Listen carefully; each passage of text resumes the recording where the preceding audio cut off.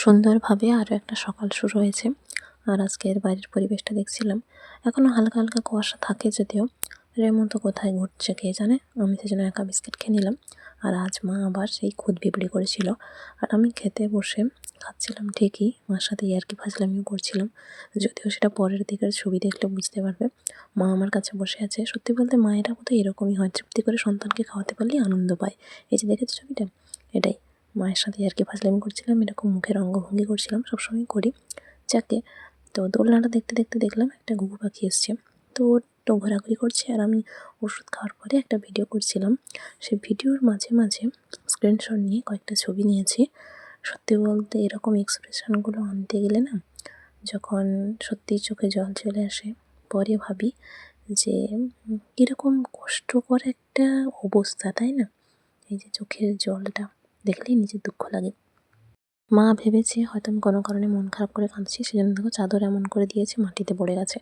যাই হোক, হলুদ রোদে দিয়ে তারপর রেমুকে খেতে দেওয়া হলো। আর ও তো খাচ্ছে, এদিক ওদিক ঘুরঘুর করছে। তারপর বাবা এখানে কি একটা নিয়ে এসছে প্যাকেট, সেটাই দেখছিলাম। এদিকে আমার ব্যাগটাও ধুয়ে দিয়েছে, বাকি সমস্ত জিনিসপত্র রোদ দিয়ে দিলাম। আর বাবা সেই দড়িগুলো নিয়ে আজ আবার বসেছে।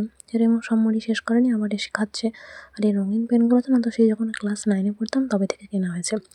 তো দেখছিলাম উনুনের ধারে দিয়ে, যদিও এখন জ্বলবে নাকি জানি না। তারপর মা ওখানে কালো মেঘ পাতা রোদে দিয়েছে, আর বীজগুলো বাবা রোদে দিয়েছে। এদিকে আমি রেমোর সাথে একটা ভিডিও করলাম, আর এমনি একটা ভিডিও করলাম। তারপর কিছু জিনিস আবার রেডি করছিলাম। সত্যি বলতে আমার টাইম খুব কম হয়, রোজ অল্প অল্প করে সেজন্য লিখে রেডি করি। আর তেল মেখে ঝটপট স্নান করে এসে একটা ভিডিও করলাম ছোটো মতো। তারপরে এই চকলেটগুলো দেখছিলাম, মা একটা খেয়েছে বলছে, আলাদা আলাদা ফলের আলাদা আলাদা ফ্লেভারের আর কি। যাই হোক, এই ফুলটা দেখো কত সুন্দর, ছোট্ট, দেখতে ভালো লাগছিলো। আজ তো নিরামিষ।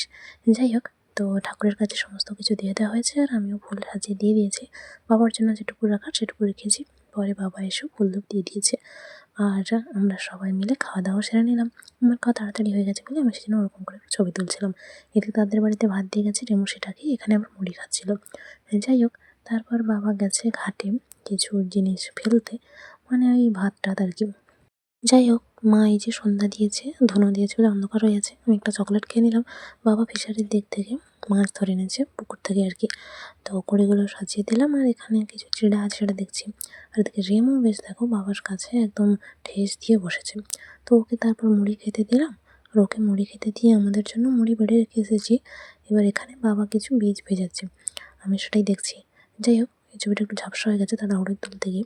আজকের চানাচুর দিয়ে মুড়ি আর চা, 2 গ্লাসে জল বাবা এনে রেখেছে, খাওয়া হবে পরে বলে। টমেটোগুলো দেখছিলাম, আর রেমু ওখানে ওরকমই বসে আছে। এদিকে মা একটা বই পড়ছে, রেমুর কোনো হেলদোল নেই, সে বেশ দিব্যি ঘুমাচ্ছে। মা পরে একটু শুয়ে পড়েছিল বলে ও মায়ের কাছে থেকে সরে এসেছিলো। যাই হোক, এদিকে আমি পরে ওষুধ খেয়ে নিলাম, আর ওকে আবার রাতে মুড়িও খেতে দিলাম।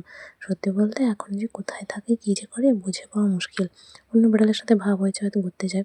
এদিকে আজকের রাতে কিন্তু এই যে তেলে ভাজা। যাই হোক, তো ঠাকুরের জন্য সমস্তটা বেড়ে দিয়েছে বাবা সুন্দর করে, আর দিয়েও গেছে এখানে। আমরাও তারপর পরে খেয়ে নিলাম সমস্ত কিছু।